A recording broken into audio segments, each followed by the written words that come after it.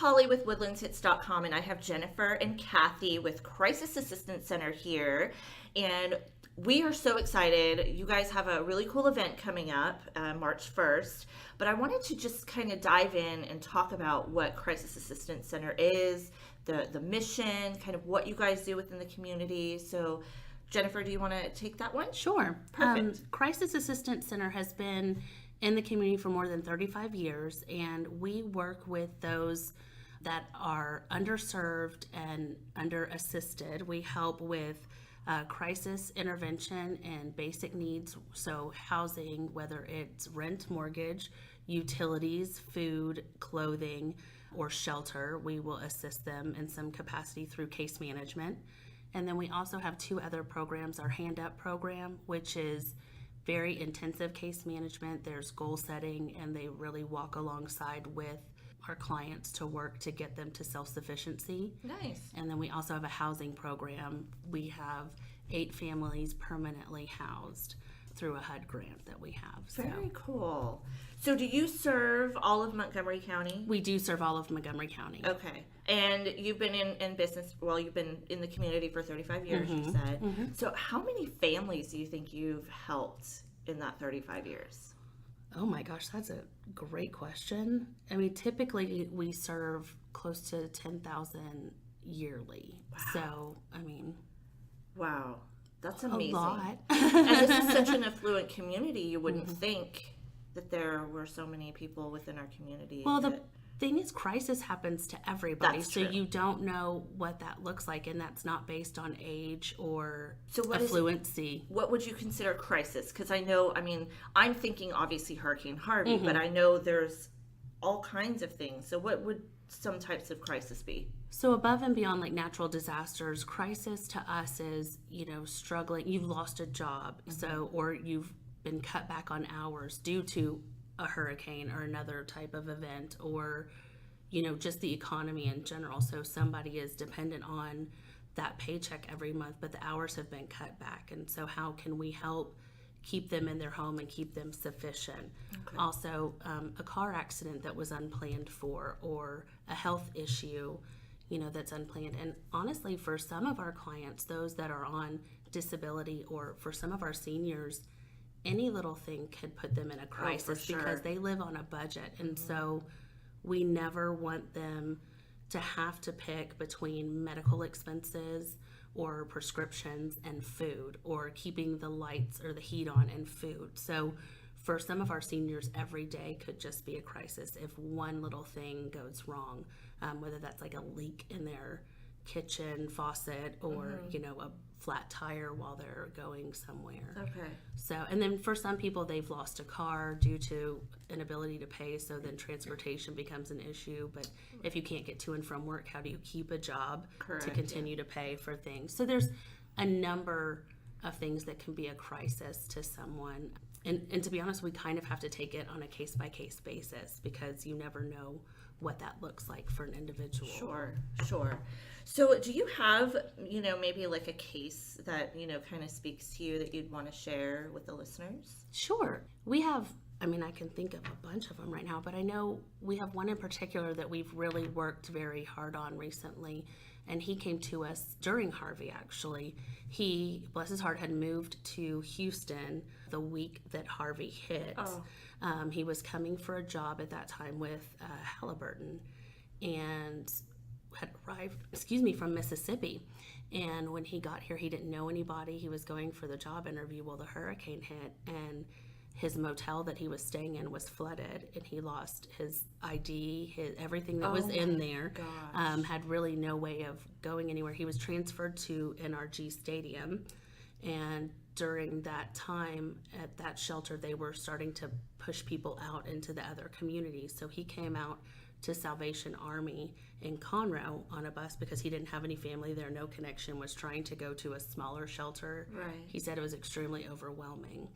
So we met with him, and he showed up one day looking for, clean clothes. And so we assisted him with clean clothes, and he hopped in and actually started volunteering with us because we were taking in a lot of donations, and he was good muscle at that point in time. And I thought he was just a volunteer at that point. I had no idea he was even there for services.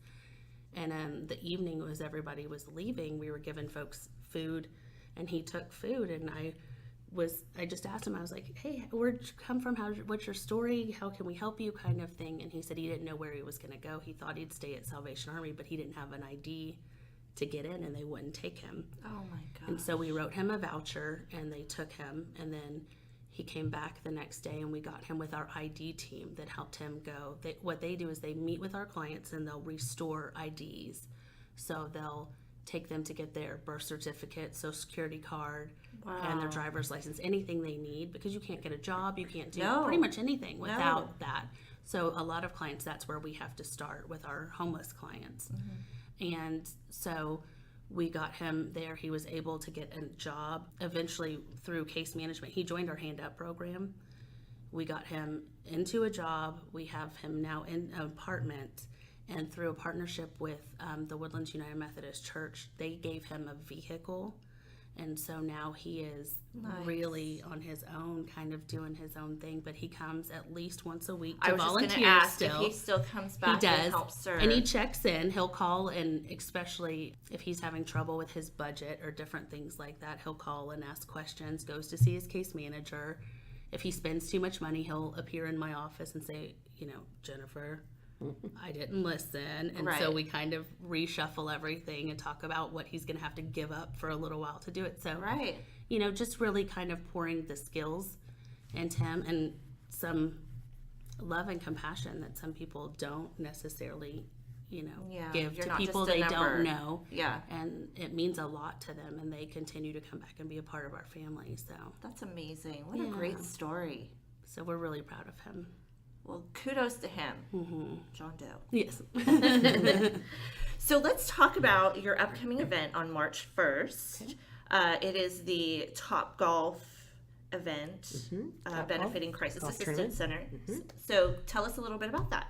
Okay, so it's March 1st from noon to 4, and we are taking sponsorships still, and we have opportunities for individual players and just lower end sponsorships to put together a team.